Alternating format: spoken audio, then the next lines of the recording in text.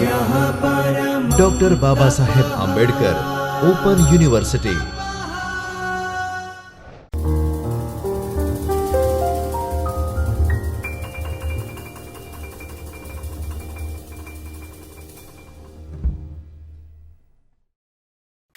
नमस्कार विद्यार्थी मित्रों, मैं Manish Dubey, assistant professor school of education, doctor Baba Saheb Ambedkar open university में आप सबका हार्दिक स्वागत है। आज बीएड ओडीएल सब्जेक्ट ES 201 का एजुकेशन टेक्नोलॉजी के unit block second unit 6 visual media 3 के बारे में हम अध्ययन करेंगे।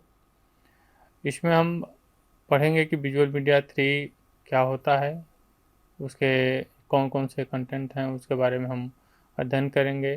जैसे OHP, ओवरहेड प्रोजेक्टर हुआ, फिल्म स्ट्रिप हुई, एपिडोस्कोप हुआ, स्लाइड हुआ और एनुअल रिपोर्ट। इन सब के बारे में पढ़ेंगे कि एजुकेशन में इनका क्या योगदान है और कैसे इनका उपयोग करके एजुकेशन को और अच्छे से प्रोवाइड एजुकेशन क्वालिटी और बढ़ाई जाती है और बच्चों के अंडरस्टैंडिंग जो है उस लेवल को और इंक्रीज किया जाता है, कैसे उनको समझाया जाता है, कैसे टेक्नोलॉजी के माध्यम से एजुकेशन क्लासरूम में बच्चों को कैसे चीज़ों पे सब्जेक्ट पे फोकस किया जाता है, कैसे उनके सहायता से आसानी से सिखाया जाता है, इसके बारे में हम अध्ययन करेंगे। तो हम देखते हैं कि जो ओवरहेड प्रोजेक्टर है हमारा, तो ओवरहेड प्रोजेक्टर जो अभी का जो कंप्यूटर प्रोजेक्टर है के पहले जो हम यूज करते थे वो ओवरहेड प्रोजेक्टर होता है। जैसे आप फिगर में देख रहे हैं, तो ओवरहेड प्रोजेक्टर एक लैंप की तरह होता था। उसमें लाइट के थ्रू और लेंस के थ्रू चीज़ों को फोकस सामने वाले दीवार पे फोकस किया जाता था और लोग चीज़ों को पढ़ाया जाता है। उसमें देखेंगे तो हम कह रहा है कि ओवर प्रोजेक्टर जो है वो इमेज है उसको एक छोटे इमेज को बड़े इमेज में कन्वर्ट करके करके प्रोजेक्ट करता था। और वो जो इमेज होता था वो ट्रांसपेरेंट शीट होती है, उस पर हम कंटेंट को तैयार करते थे।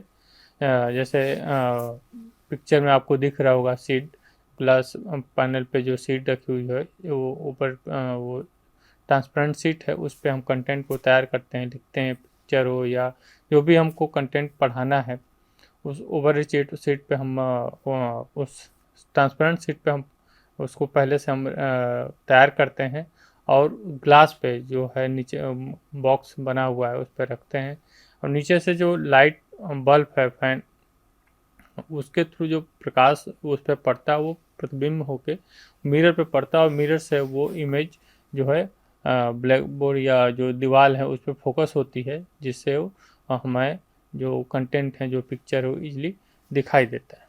इसका उपयोग हम टीचिंग में करते हैं, जिससे जैसे अभी का जो प्रोजेक्टर काम करता है वैसे ही ये काम करता था।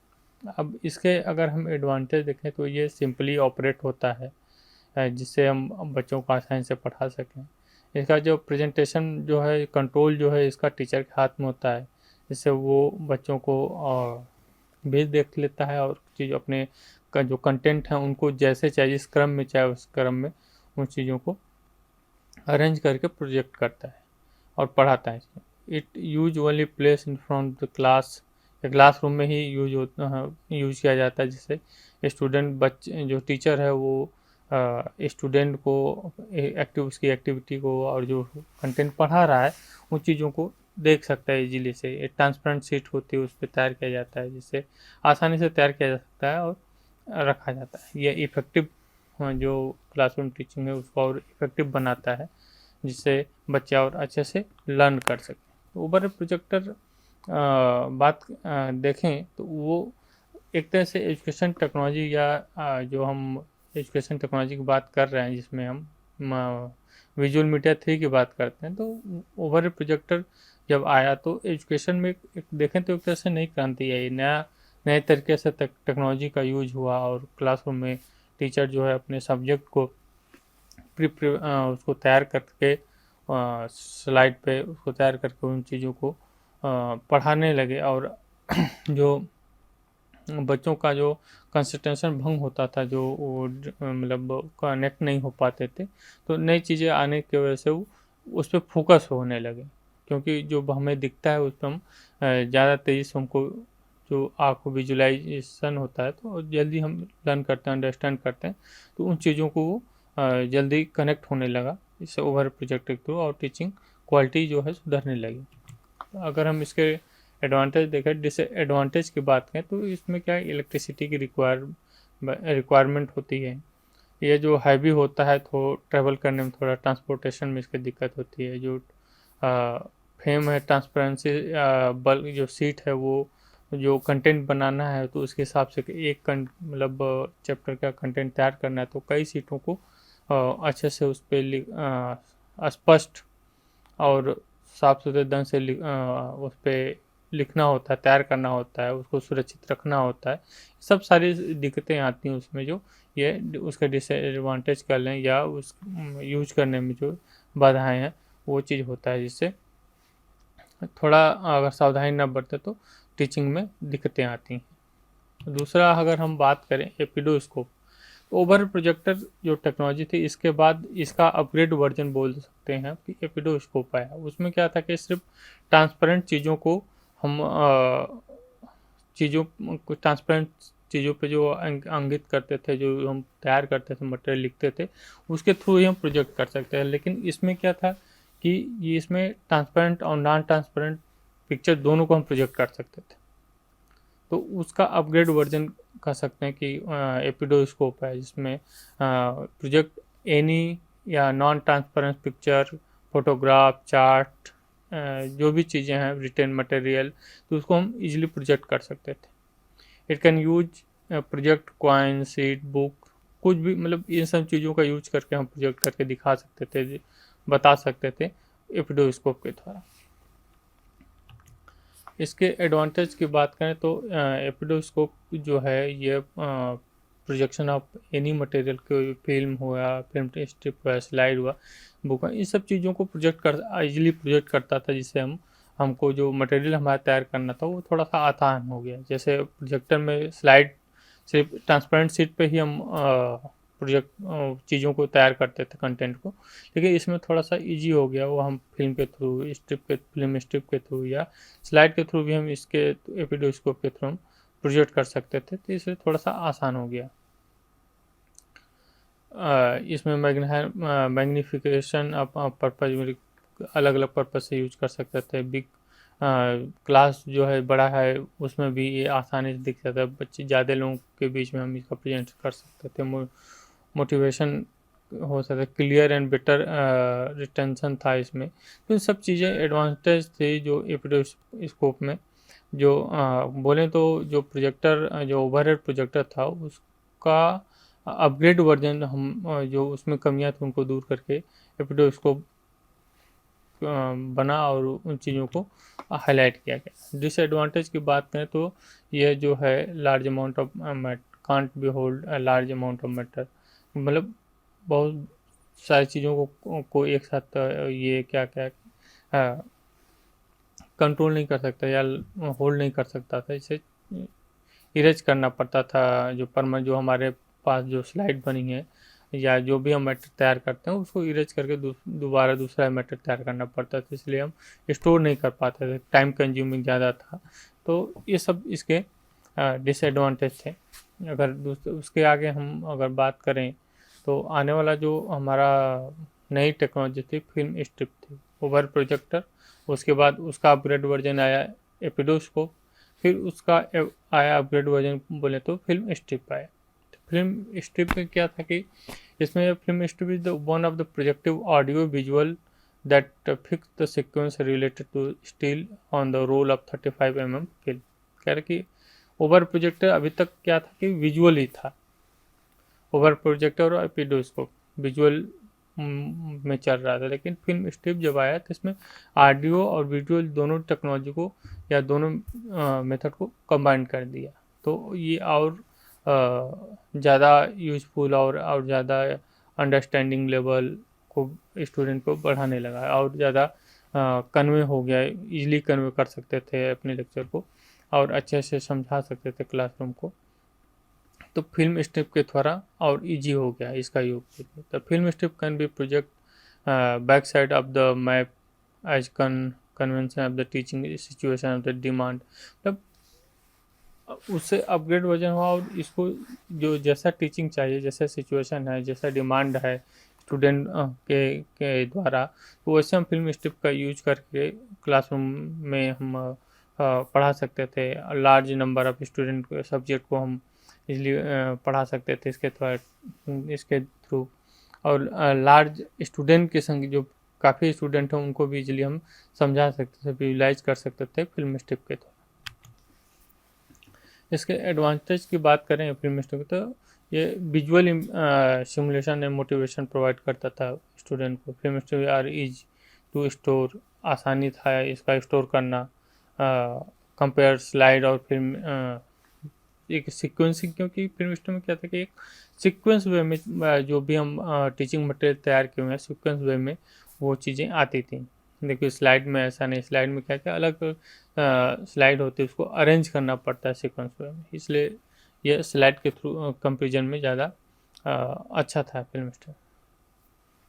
तो इसको जो है हम जो इजीली जो है इसको दिखा सकते थे, और एक सीक्वेंस वे में हम चीज़ों को पढ़ाएं तो बच्चों को क्या क्या ज़्यादा अंडरस्टैंडिंग बढ़ती है उनकी, तो उससे और ज़्यादा उनका अंडरस्टैंडिंग लेवल बढ़ेगा। जो हम क्लासरूम में पढ़ा रहे हैं फिल्म स्ट्रिप के थ्रू, तो बच्चों का रुझान बढ़ता है, क्योंकि उनके पास एक फिल्म चलती है, एक ऑडियो विजुअल कहानी की नुमा उन चीज़ों को सीखते हैं, वो दोनों चीज़ का कॉम्बिनेशन होता है। तो दो बोले तो हमारी जो इंद्रियाँ होती हैं, जो विजुअल और जो आई और ईयर दोनों काम करता है, तो और इन जो पांचों इंद्रियाँ हैं उसमें से ज़्यादा से ज़्यादा इंद्रियों का प्रयोग करके हम टीचिंग लर्निंग करें, तो और अंडरस्टैंडिंग जो लेवल है, जो एप्लीकेशन लेवल है, वो स्तर तक हम कंटेंट को अपने जो हमारा पढ़ने का जो कंटेंट है उसको हम सिखा सकते हैं, बच्चों को इम्प्रूव कर सकते हैं।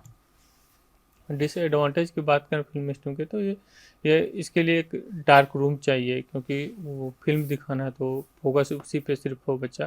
तो जैसे हॉल में होता है कि मूवी चल रही है, तो एक तरह से पहले जो मूवी चलती तो फिल्म स्ट्रिप की तो चलती थी, तो एक डार्क रूम चाहिए, रिक्वायर इक्विपमेंट, पावर चाहिए, बिजली चाहिए, ये सब सारी चीज़ें हैं जो उसको चलाने के चाहिए। या अरेंजमेंट में दिखते आते हर जगह हम यूज़ नहीं कर सकते, या जहाँ सुविधा ना हो वहाँ पे हम इसे का यूज़ नहीं कर सकते, तो ये डिसएडवांटेज है फिल्म स्ट्रिप के। तीसरा अगर देखें इसमें आगे, तो स्लाइड, अभी हमने बात किया कि ओवर प्रोजेक्टर, एपिडोस्कोप, फिल्म स्ट्रिप, 3 का बात किया। चौथा आ गया स्लाइड। स्लाइड भी एक हमारा जो है, तो ये एजुकेशन टेक्नोलॉजी का एक पार्ट है जो हम यूज करके बच्चों को पढ़ाते हैं और कंटेंट को आगे बढ़ाते हैं। तो slide is a single page या आप प्रेजेंटेशन होता है, कलेक्टिवली या ग्रुप ऑफ स्लाइड में no as the slide tech. अगर हम जो स्लाइड का जो एक समूह अगर हम इकट्ठा कर, तो स्लाइड डेक बोलते हैं। तो ऐसे ही आप स्लाइड में भी चीज़ों को, जो कंटेंट को होता है पिक्चर के रूप में, इमेज के रूप में, इलेक्ट्रॉनिक डिवाइस में या प्रोजेक्टर के रूप के थ्रू हम उसको स्क्रीन पे हम प्रोजेक्ट करते हैं, दिखाते हैं सीरियल से, जिससे बच्चे सीख सकें। इसका एडवांटेज अगर हम देखें तो slide can be arrange and rearrange according to the purpose of which they are being to use up in classroom. कह रहा है कि स्लाइड को हम अपने अनुसार हम चीज़ों को चेंज कर सकते थे। फिल्म स्ट्रीम क्या था कि एक सीरियल वाइज जो चल रहा है वो चीज़ें कंटिन्यू चलती थी, उसको हम बीच में ब्रेक करके हम रीअरेंज नहीं कर सकते। लेकिन इसमें स्लाइड में क्या कि हम जो हमको पढ़ाना है या जो हमको दिखाना है, हम उसी चीज़ों को सिर्फ हम शो करेंगे। तो एक इसका एडवांटेज था। Slide are use present information sequence में इंफॉर्मेशन को जो हमारे प्रेजेंट इंफॉर्मेशन जो पढ़ा रहे हैं, तो उनको हम प्रेजेंट में वो स्लाइड के थ्रू हम इजीली हम प्रेजेंट कर सकते थे। Slide are perfectly when only a picture या few picture are to be project. Slide जो है, जो भी चीज़ें हमें प्रेजेंट करते हैं उसके लिए स्लाइड हमारे जो है बेटर वे है। और अगर डिसएडवांटेज की बात करें तो slide can easily become organise in they are single picture. दोनों चीज़ें होती हैं कि स्लाइड के थ्रू हम इजीली अरेंज करके हम बता भी सकते हैं, लेकिन अगर काफ़ी ज़्यादा स्लाइड हो तो उसमें अरेंज करने में हमको मुश्किलें भी आती हैं। और स्लाइड को स्टोर करना एक थोड़ा मुश्किल है, क्योंकि अगर फिंगरप्रिंट लग गया या डस्ट उस पर आ गया तो जो पिक्चर हमारा है स्लाइड पे वो हमें दिखेगा नहीं। तो ये भी हमारे लिए एक डिसएडवांटेज हमारा है। Slide so the still picture before them are not good for the teaching concept of the require the motion। अगर मोशन के रूप में दिखाएं तो वो जैसे जो भी पिक्चर है, ग्रुप का पिक्चर जो है जो भी है उसको हम दिखा सकते हैं, लेकिन जो मूविंग पिक्चर है उसको हम स्लाइड के थ्रू नहीं दिखा सकते। तो सारी चीज़ें हमारी जो है डिसएडवांटेज में है स्लाइड के आती हैं। अगर हम अब इसके बाद हमारा आता है एनुअल रिपोर्ट। एनुअल रिपोर्ट्स भी एक तरह का टीचिंग इंस्ट्रूमेंट है या विजुअल मीडिया है जिसके थ्रू हम बच्चों को नॉलेज प्रोवाइड करते हैं। जैसे एनुअल रिपोर्ट होता क्या, इसके बारे में हम जाने तो एनुअल रिपोर्ट जो होता है वो किसी भी ऑर्गेनाइजेशन का एक वार्षिक जो है उसका डेटा होता है, जो प्रोवाइड वो इंफॉर्मेशन प्रोवाइड करता है। से an organisation annual report provide a detail account of it operating during the few previous year. पुराने जो पीछा बीता हुआ समय है, साल है, उसका एक पूरा खाका तैयार करता है कि उस ऑर्गेनाइजेशन या उस यूनिवर्सिटी या उस स्कूल में क्या क्या चीज़ें पूरे साल भर में हुई हैं, कितने खर्च हुए हैं, क्या क्या उपलब्धियाँ हैं उसकी हैं, कितने स्टूडेंट, सारी इंफॉर्मेशन एनुअल रिपोर्ट में प्रोवाइड की जाती है।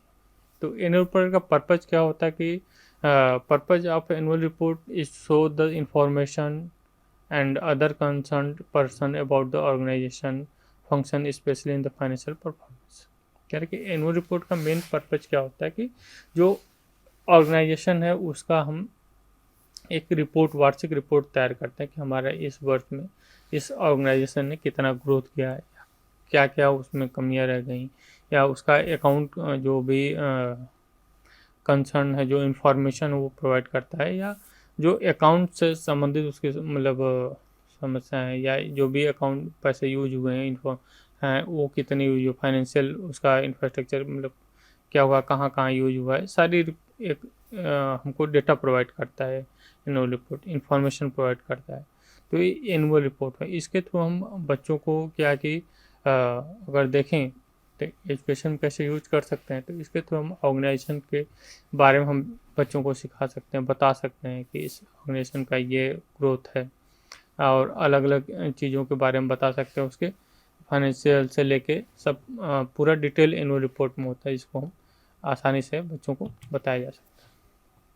अगर हम इसके फ़ायदे की बात करें तो ये संस्था में एक तरह से देखें तो नीचे जो सामने आपको दिया हुआ है कि बहुत सारे फ़ायदे होते हैं एनुअल रिपोर्ट को, वार्षिक जो संस्था में महत्व प्रदान करता है, जो अलग अलग जो कार्यक्रम होते हैं उनके बारे में जानकारी प्रदान करता है, जो इंस्टीट्यूशन में या जो स्कूल में जो भी पढ़ाया जाता है, जो भी कार्य होते हैं, जो भी वार्षिक ग्रोथ है उसको दिखाता है, उसको अहवाल प्रदान करता है। तो इन्फॉर्मेशन एक तरह से कहे कि पूरे संस्था का साल भर का जो खाका होता है वो एनुअल रिपोर्ट के थ्रू हम प्रोवाइड करते हैं। अगर हम इसके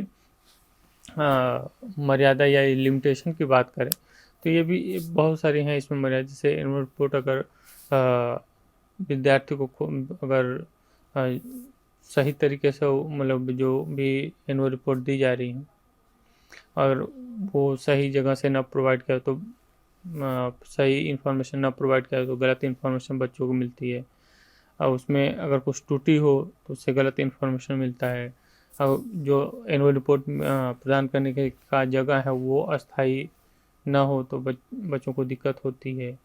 तो ऐसे अगर उसमें विश्वसनीय इन्फॉर्मेशन नहीं है तब भी गलत इन्फॉर्मेशन प्रोवाइड होती है। तो ये सारी चीज़ें की क्या है एनुअल रिपोर्ट की मर्यादा है। अगर और हम बात करें इसमें तो अगर हम देखें कि हमने आज जो भी पढ़ा है कि हमने ओवर प्रोजेक्टर, एपिडोस्कोप, फिल्म स्ट्रिप और फिल्म स्ट्रिप के बाद एनुअल रिपोर्ट देखें, स्लाइड, इन सब चीज़ों को पढ़ें हमने इन सब के बारे में जाना। तो हम अगर देखें कि एजुकेशन टेक्नोलॉजी में इन सब चीज़ों का प्रयोग क्यों किया गया, अगर बात करें अगर चीज़ों को जानने के बाद देखते हैं कि एजुकेशन टेक्नोलॉजी को और हेल्दी बनाने के लिए, मतलब एजुकेशन को और हेल्दी बनाने के लिए टेक्नोलॉजी का यूज हुआ। टेक्नोलॉजी को अंदर एजुकेशन में उसका प्रयोग किया गया, उसका इम्प्लीमेंट किया गया, देखा गया कि कैसे एजुकेशन को हम और कलेक्टिव बना सकते हैं, एजुकेशन को और हम और हेल्दी बना सकते हैं, या एजुकेशन को बच्चों से कैसे हम जोड़ सकते हैं, टीचर को कैसे अपने कंटेंट को आसानी से बच्चों तक पहुंचा सके। तब चीज़ों का प्रयोग करके और जो हमारा टीचिंग प्रोसेस है उसको उसकी गुणवत्ता को सुधार के उसके जो हमारे एम है उनको प्राप्त करने में कैसे एजुकेशन टेक्नोलॉजी मदद करता है, इन चीज़ों को प्रयोग करके देखा गया और अच्छे रिजल्ट मिले, जिससे बच्चों को सीखने में आसानी हुई।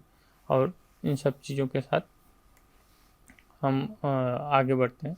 तो इसमें देखें तो हमें हम कंक्लूड करें अगर आज के लेक्चर को, तो देखते हैं कि जो हमने आज पढ़ा इसमें टेक्नोलॉजी का कितना योगदान रहा है हमारे एजुकेशन में, हमारे टीचिंग लर्निंग प्रोसेस में, हमारे पढ़ाने में, जैसे बच्चों को सीखने का मदद मिला, तो कैसे ग्रोथ हुआ है। अगर देखें एक तो एक समय के अनुसार अलग अलग टेक्नोलॉजी का प्रयोग करके एजुकेशन में कैसे ग्रोथ हुआ, कैसे एजुकेशन को आगे बढ़ाया गया है, स्टूडेंट को कैसे उसका लाभ मिला है।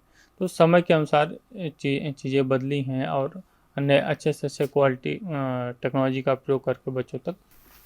नमस्कार, इसी के साथ लेक्चर समाप्त हुआ। आज हमने जो पढ़ा visual media 3, epidiascope, overhead projector, slide, film strip और एनुअल रिपोर्ट कैसे हमारे एजुकेशन सिस्टम में इंक्लूड हुए और कितना इसका उपयोग करके एजुकेशन को कैसे आगे बढ़ाया गया, कैसे इसकी एजुकेशन की क्वालिटी को सुधारा गया। आज हमने उसके उपयोग के बारे में, उसका लाभ और उसके जो लिमिटेशन है उसके बारे में हमने अध्ययन किया। इसी के साथ लेक्चर समाप्त हुआ। नमस्कार।